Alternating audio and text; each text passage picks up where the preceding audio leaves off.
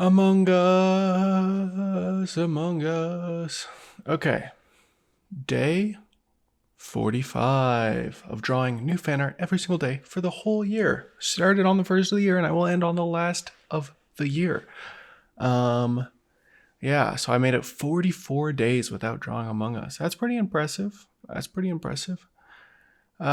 what I'm trying to do here is I'm trying to have like the little crewmate guy sort of looking down at the card reader, and it just keeps like being like you know what I'm saying? Like it keeps doing the bad read, as you might have seen on the screen right there. I did not feel like I could get that angle correct. Mostly because I felt like it was too low and it was too hard to read at just like a glance. So I ended up doing more of like a straight on shot. This one is kind of hard to make interesting, I guess. That was probably my biggest struggle with this one, is to make it interesting. Considering my first idea was like to have him being thrown out of the airlock.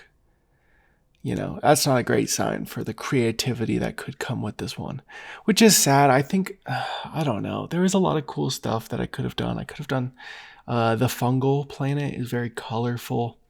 A lot of, quirky little things going on. But I felt like what people really remember about Among Us is that card reader, you know? So I just kind of did the card reader. I'm going to be honest, not my favorite piece that I've drawn in general, but also I feel like I was on kind of a roll. Check out my other videos, the last couple have been great. I drew Journey, that was fantastic. I drew Waldorf's Journey, which I never talked about the correlation between those two. Right back to back, I did Waldorf's Journey and then Journey. Very, very fun. I like both of those. I don't know, I drew a lot of cool ones this month.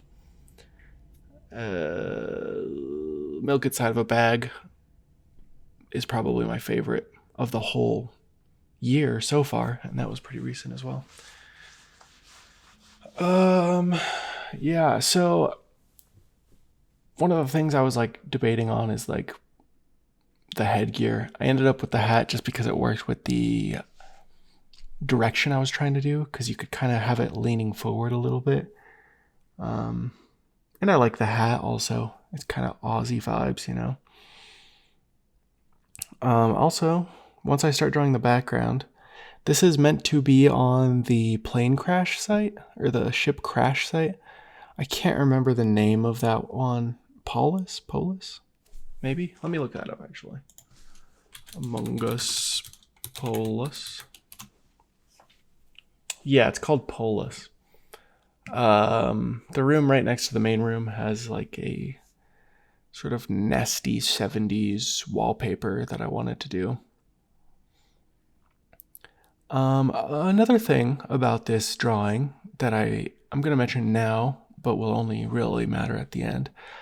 I made a slight adjustment at the end to make it darker, because I felt like it wasn't eerie enough. It wasn't like, I want to say edgy. That's not the right word. It wasn't, I don't know. Maybe you guys know what I'm trying to say.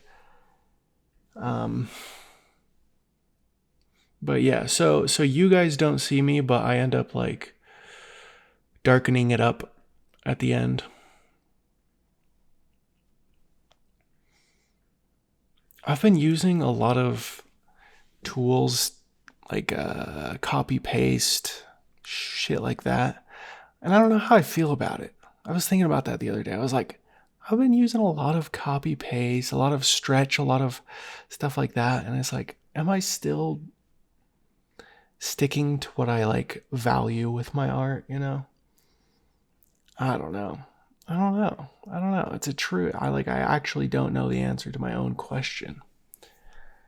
It feels slightly, I don't know, a little bit cop-outy, but it's also, I'm making digital art, so I'm using what I have at my fingertips.